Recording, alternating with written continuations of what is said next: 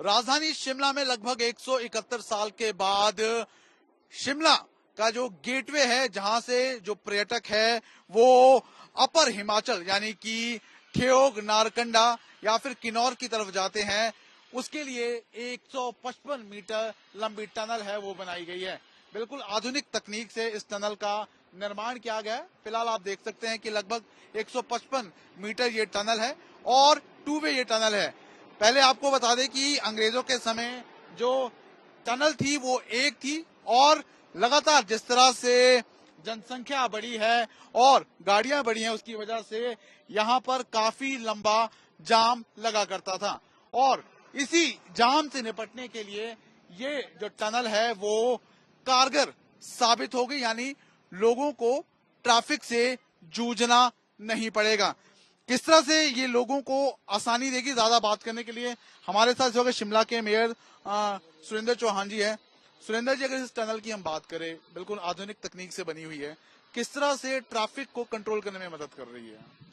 देखिए, मेरे हिसाब से जो शिमला की ये ऑकलैंड टनल के बाद दूसरी टनल बनी है, जो लगभग अंग्रेजों के जाने के बाद, और ऑकलैंड टनल और दूसरी टनल शिमला में बनी है।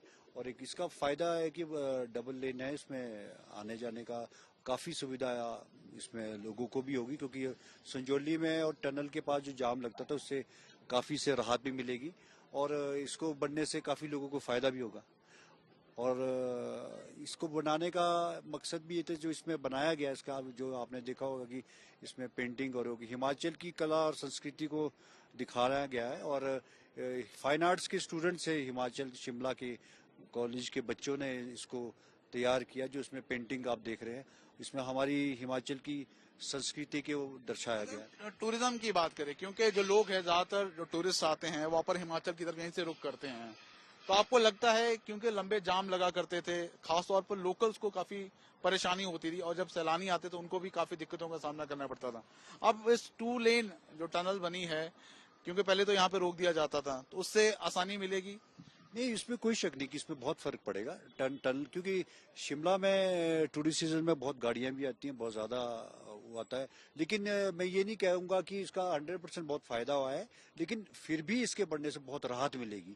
लेकिन क्योंकि शिमला में पार्किंग की और दूसरी काफी समस्या भी है, लेकिन ये टनल बनने से बहुत ज्यादा राहत मिलेगी और इसमें कोई शक नहीं। ठीक है, कुछ लोकल लोग भी हमारे साथ, उनसे बात कर लेते हैं। आप लोगों को तो काफी दिक्कत परेशानी आती है, क्योंकि ज्यादातर आप यहीं रहते हैं। किस तरह से इस टनल से आसान हुआ है आपकी लाइफ? इसका बहुत फायदा हुआ है। हम लोग अपर शिमला से बिलोंग करते हैं, तो आना जाना हमारा रहता है। तो जब हम सिंगल टनल था तो यहाँ काफी देर रुकना पड़ता था, जाम बहुत होता था, लेकिन अब बहुत सहूलियत इससे मिली है। हाँ जी। पहले बड़े लंबे जाम लगा करते थे यहाँ पर, आपको लगता है कि अब इससे निजात मिलेगा?